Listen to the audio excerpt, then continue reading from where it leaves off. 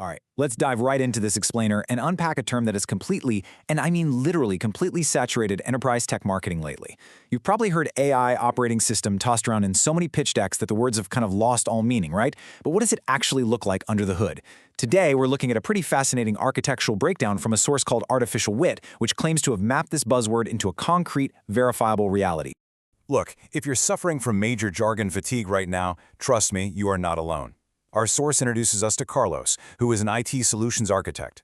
After seeing AI operating system in 3 different vendor decks in a single quarter, he naturally assumed it was just more marketing fluff. Honestly, who wouldn't? It wasn't until they challenged Artificial Wit to actually prove it, to map that buzzword directly to a real architecture, that things got genuinely interesting. So here's our agenda to see how they systematically prove this concept. We'll move beyond the marketing fluff, map the OS metaphor, look at processes and permissions, hardware, drivers, and memory, compare platforms to single workloads, and then finish up with a real-world consolidation story. Okay, Section 1, Beyond the Marketing Fluff. Carlos's quest for real architecture. So the absolute crucial takeaway here is that an AI operating system is not just some shiny feature you can buy off a menu. Our source defines it strictly as an architecture description. It's really about how 5 distinct capabilities — agents, access control, multi-LLM configuration, tool integrations, and a knowledge base — stop acting as independent silos and actually unify into one cohesive platform. Moving right along to Section 2, Mapping the OS Metaphor, the Artificial Wit Architecture. Now, this is where it gets super interesting. According to our source material, the real breakthrough happens when you explicitly map universally understood operating system components directly to already shipped AI features. It translates so seamlessly. Traditional OS processes map directly to AI agents. OS permissions, that becomes your access control layer. Swappable hardware is your multi-LLM setup. Hardware drivers map perfectly to API tools, and persistent memory is handled by the knowledge base. Let's actually break these down a bit further. Which brings us to Section 3, Processes and Permissions, the core of the OS.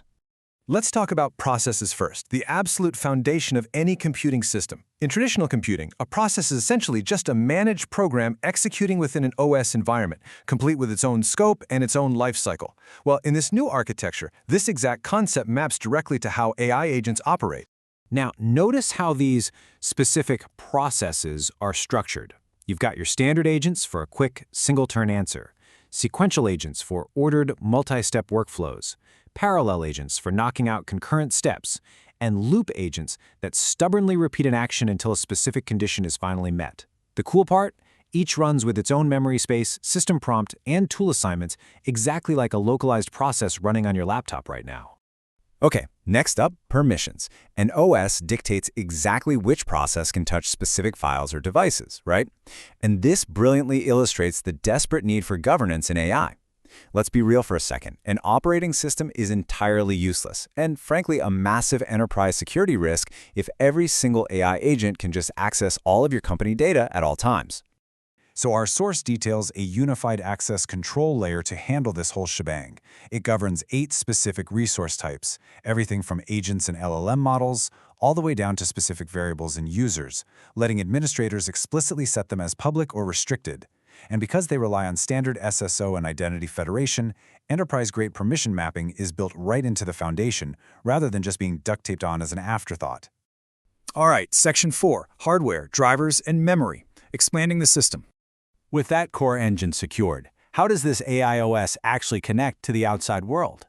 Think about swappable hardware and drivers for a second. Just like Windows or Mac OS completely abstracts away your specific motherboard or graphics card so you don't even have to think about them, this architecture abstracts away the underlying AI models and external APIs. And this gives you a fully swappable infrastructure. System admins can register multiple LLMs, whether we're talking OpenAI, Anthropic, Azure, Gemini, or even local models. The drivers act as standard interfaces for system communication.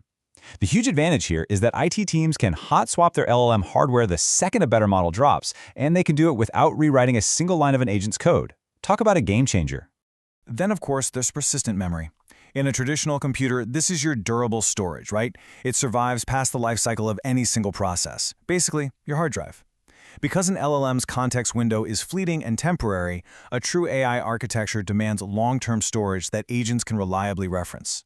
In Artificial Wit's model, the RAG knowledge base actually acts as this hard drive. It ingests enterprise documents, URLs, and notes just once, providing incredibly durable storage across all sessions. Crucially, it attaches exact citations to every single answer, allowing any authorized process to safely bridge the gap between temporary chat sessions and your permanent enterprise data. Let's shift gears a bit. Section 5, Platform versus Single Workload, Seeing the Big Picture. So to really grasp why this matters to IT leaders, we have to recognize the massive difference between an AI assistant and a true AI operating system.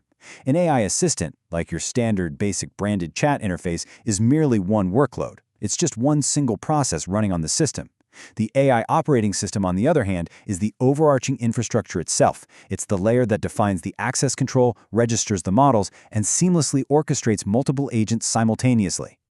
Finally, let's look at Section 6, Building on Real Architecture, Ingrid's consolidation story. Okay, so our source shares this great real-world example of Ingrid, a platform engineering lead at a logistics company. They had a classic fragmentation problem. 3 completely distinct AI workflows. They had a standard support agent, a sequential compliance review agent, and a loop agent reconciling nightly shipments. Previously, these were completely siloed, highly expensive integration projects, but by moving them onto this unified architecture, all 3 instantly share the exact same access control rules and models. And guys, here is the real magic. When they needed to spin up a new workflow later on, adding a 4th agent required absolutely zero new infrastructure, literally none. Spinning up a new workflow just meant configuring a new process on the existing OS, not launching a massive, expensive new integration project from scratch. Honestly, the source hits the nail on the head with this quote. Swapping an LLM provider, adding a new agent, or restricting a knowledge base doesn't require re-architecting anything. This is the ultimate takeaway for IT decision makers. You achieve true architectural agility, rather than just bolting 5 separate tools together and crossing your fingers they don't completely break when a vendor updates their API. Which brings us to a really critical question I want to leave you with today. Is your enterprise's AI stack built on catchy marketing labels, or is it built on verifiable architecture? Take a hard, honest look at the tools you're deploying right now. Are they disparate apps tenuously held together with hope and duct tape, or are they a true unified system? Next time a vendor pitches you an AI OS, ask them to show you their task manager and permission sets. See what happens. Thanks for joining me on this explainer. I really hope it brought some clarity to a pretty complex topic, and I'll catch you next time.